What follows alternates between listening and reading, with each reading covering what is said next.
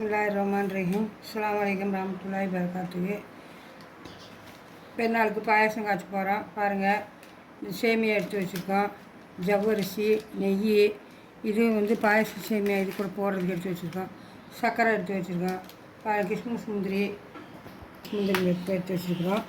நெய் எடுத்து வச்சுருக்கோம். ஏலக்காய் கூட போட்டு தாளிச்சுக்குவோம். வாங்க வீடியோக்குள்ளே போகலாம். ஜவ்வரிசியை காட்டிட்டு வறுத்து போட்டிருக்கோம். டைம் ஆயிடுச்சுல, அதனால் வறுத்து போட்டு வேகுது. இனி ஒவ்வொன்றா போட்டுக்கலாம். சேமியா போடணும், நீ பால் ஊற்றணும். நீ ஒவ்வொன்றா போடும்போது உங்களுக்கு காட்டுறேன். இது வேகட்டும். இந்த பாருங்கள், ஜவ்வரிசி நல்லா வெந்துக்குச்சு. இது பொடி ஜவ்வரிசினால் வறுத்து போட்டால் உடனே வெந்துடும். நல்லா திக்னஸ் கிடைக்கும். பாயாசம் எக்ஸ்ட்ரா கிடைக்கும். நல்லா இந்த சேமியா போட்டுக்கும்.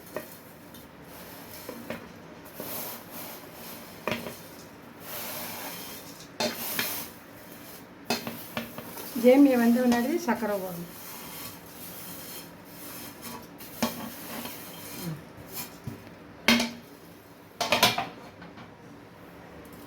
வேகட்டும். அப்புறம் பால் சர்க்கரை எல்லாம் ஊற்றிக்கலாம். வேகட்டும். கொஞ்சம் உப்பு போட்டுக்கலாம். உப்பு போட்டாதே நல்லாயிருக்கும் இனிப்பு பாயாசத்துக்கு.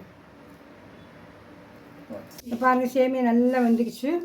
இனி பால் சர்க்கரை பாதாம் பிஸ்னெல்லாம் அரைச்சி வச்சுருக்குறோம், அதெல்லாம் போட்டுக்கலாம். பாருங்கள், சர்க்கரை போட்டுக்கலாம். ஏன்னா எச்சா இருக்கிறதுனால எல்லாமே எச்சா போட்டால் நல்லாயிருக்கும். பால் ஊற்றிக்கலாம். இன்னும் தேங்காய் பால் ஊற்றுவோம். இது நல்லா கொதிச்சு வந்த முன்னாடி தேங்காய் பால் நக்ஸ் இது அரைச்சி வச்சுருக்கோம், அதுவும் ஊற்றிக்குவோம். அப்போ நல்லாயிருக்கும் டேஸ்ட்டு. கண்டன் மிக்ஸ் ஊற்றலாம், ஆனால் இதுக்கு பதில் இப்போ நாங்கள் நக்ஸ் ஊற வச்சு அரைச்சி வச்சுருக்கிறோம், அது ஊற்றிக்கலாம்.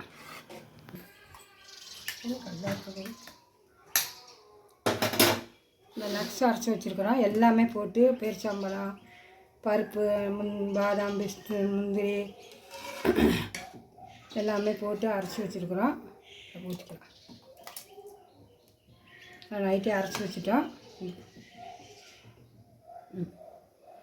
தேங்காய் பால் ஊற்றணும். அப்புறம் நெய் போட்டு முந்திரி திராட்சை தாளித்து போடணும். ஏலக்காய் பவுட்ரு பண்ணி போடணும். இது ஒவ்வொன்றா போடும்போது காட்டுறேன் பாருங்கள். எல்லாமே பால் ஊற்றி நல்லா திக்னஸ் கிடச்சிருச்சு. இனி தேங்காய் பால் ஊற்றிக்கலாம்.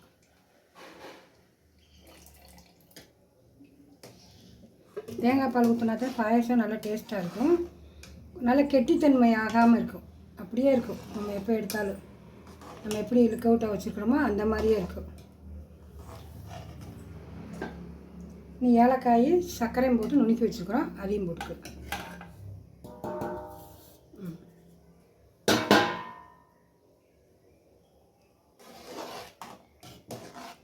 இன்னும் தாளித்து கொட்டிக்கலாம்.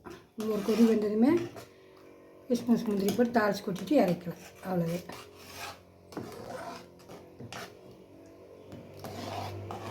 கொதிக்கட்டும். இந்த பாரு, நெய் ஊற்றி பூரா வறுத்து அதில் கொதிக்கலாம். பெருநாளுக்கு இப்போயே கொஞ்சம் சீக்கிரம் செஞ்சு வச்சிட்டோம்னா பிரியாணி செய்கிறதுக்கு சரியாக இருக்குது. காட்டுறேன் எல்லாமே உங்கள்கிட்ட. இதை கொட்டிக்கலாம்.